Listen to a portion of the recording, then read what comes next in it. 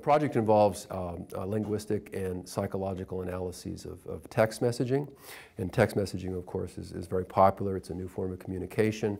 But there's not a whole lot of research, a lot of empirical research on how people text and how it's related to certain psychological characteristics, for example, personality traits, gender differences. And so there's a lot that's not known, and so a lot of what is involved here is really kind of descriptive, exploratory analyses of text messaging.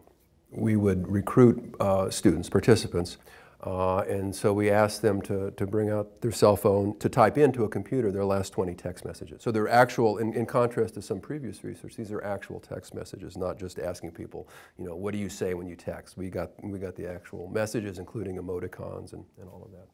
And then for each message, they had to indicate their relationship with the person that they were texting, whether the person was older or younger, whether it was a friend, a significant other, a family member, how well they liked them, how close they were. The data set is just huge. Basically, we're working with over 4,000 text messages. So to analyze and to look at each one of these text messages is an incredibly long process.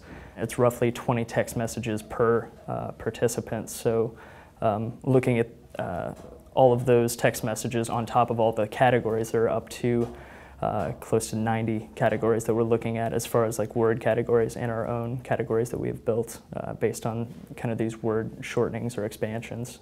Another thing that we're doing is we're comparing these linguistic categories with analyses of telephone conversations. So how is the language used in texting different from the language used in telephone conversations? And there are differences. The texts of women are more complex, more function words, more verbs. Men tend to be a little more simpler. Shorter. There's fewer words. This is what I'm doing my major write-up on and presenting at the MPA conference, is that the use of sexual words is different as a function of aggression. Males higher in aggression tend to use more sexual language, but females lower in aggression use more sexual language. We'll kind of see where it goes in terms of writing it up and what kind of feedback we get, what kind of interest there is.